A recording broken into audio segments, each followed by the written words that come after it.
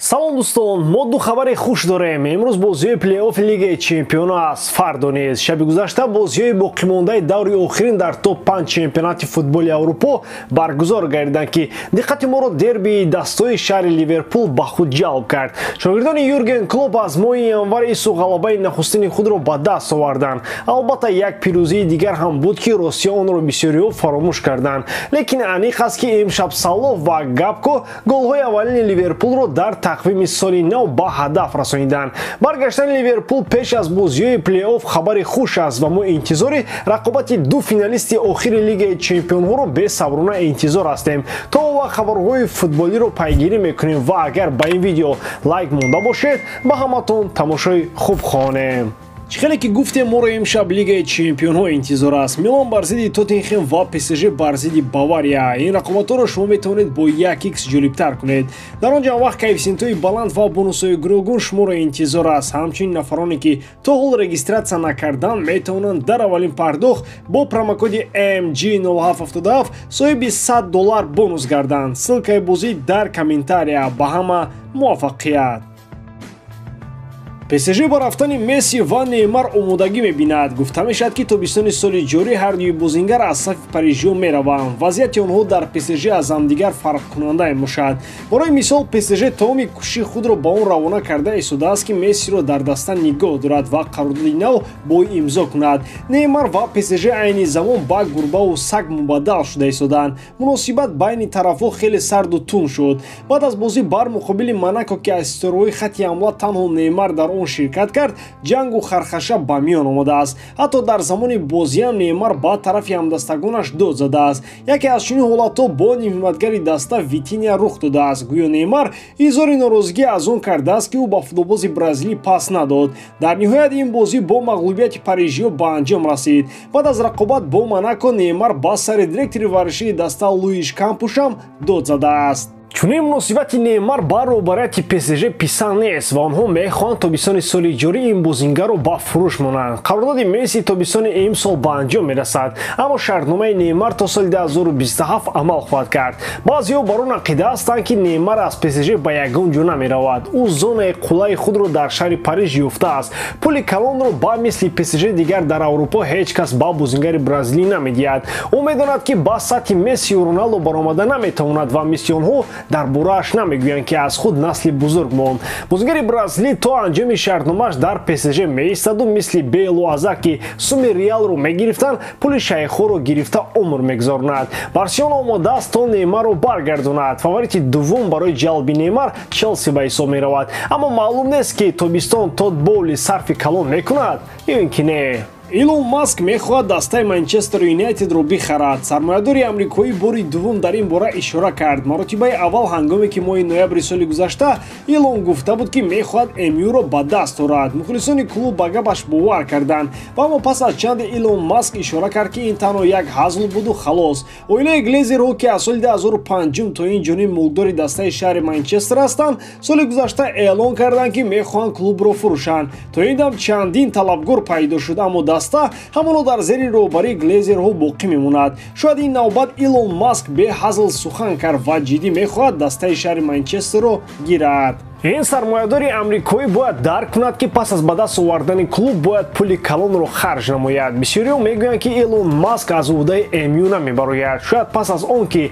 маск соҳиби мю мешавад, мухлисон даврони глезерҳоро пазмоқ хоҳанд шуд, чунки давраи илон хеле бад хоҳад буд. илон маск мехоҳад барои харидори мю 5 миллиард евро ҷудо кунад. фаромӯш набояд кард ки шайхҳои араб ҳам бо хурҷинҳои пул дар назди Олд Траффорд ҳастанд. онҳо аз илон маск ба маротиб пули бештарро доданӣ ҳастанд. челси мехоҳад шартномаи жоао фелишро бихарад. ин бозингар аллакай голи якуми худро ба самар расон. ӯ дар бозӣ бо вестхэм аз паси бозингари дигари нави челси Энцо Фернандес гол зад. бояд донист ки футболбози португалӣ ба дастаи атлетико мутааллиқ аст. ӯ дар лондон айни замон дар аренда қарор дорад. дар челси умедворанд ки метавонанд ин бозингарро баъд аз анҷоми мавсими ҷорӣ ба пуррагӣ аз худ кунанд. атлетико ба бенфика барои овардани фелиш 120 миллион евро пардохт намуд. лондониҳо омода ҳастанд ки аз 105 то 115 миллион евро ба мадридиё дода қарордоди фелишро аз Ванда Метрополитано ба Стенфорд Бриҷ оранд. дар ин масъала андешаи худи футболбози Португалия муҳим мебошад. Агар фелиш розӣ шавад то дар Лондон карьераи худро идома диҳад, пас футболбози номбурда бо эҳтимоли зиёд дар пойтахти Англия меистад. Дар акси ҳол ӯ боз ба Мадрид бармегардад. Барои фелиш мондан дар Челси беҳтар аст. Ба ҳар ҳол ин даста дар хатти ҳамла бештар бозӣ мекунад ва ӯ метавонад маҳоратҳои асосии худро нишон диҳад. Дар Атлетико аллакай Бакур ҳам маълум аст ки Жоао худӣ намешавад. Фалсафаи ӯ аз фалсафаи Симеоне фарсахҳо дур аст.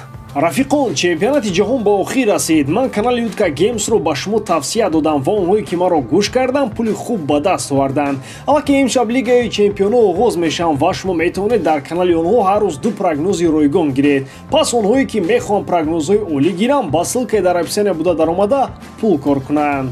баъзе аз мутахассисони соҳаи футбол то ҳол бовар доранд ки Роналдо метавонист 2-3 соли дигар дар сатҳи баландтарин бозӣ кунад. Яке аз чунин нафарон Рамон Калдерон мебошад. ӯ собиқ президенти дастаи Реал Мадрид аст.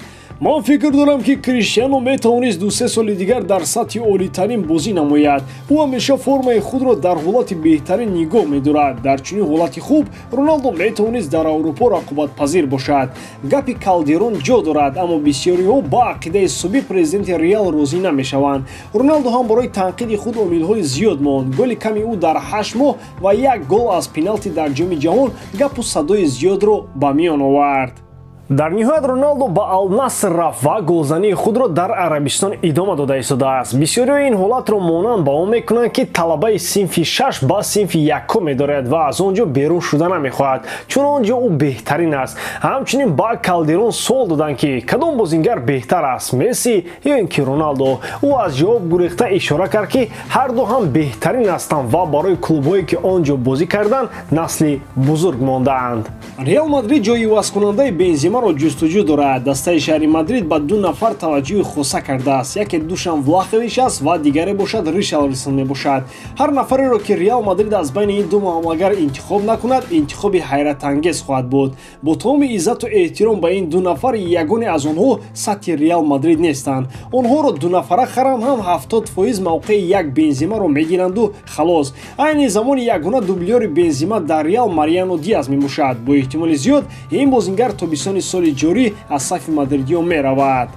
худи Бензема вақтҳои охири осеб зиёд гирифта истодааст. аз 20 бозии мавсими ҷорӣ ки Реал баргузор кард, Карим танҳо дар 12-тои он ширкат кард. ин ҳолат роҳбарияти Реалро водор кардааст ки дар ҷустуҷӯи ҳамлагари нав шаванд.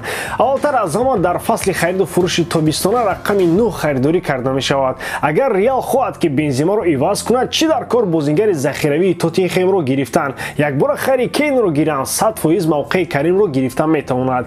ҳамчунин мадридиён ният карданд ки барои рақобатпазирии Валверде ва Родриго ҳам бозингарони навро дар бозор кофтуков кунанд. ба ҳамин тамом варид дорам ки ҷодкории ман ба шумо писанд меояд. лайк, комментария ва дар канал обуна шуданро аз ёд набароред. бо шумо мисли ҳар вақта Муҳаммад Гаиров. хай бародарон, дар паноҳи Аллоҳ.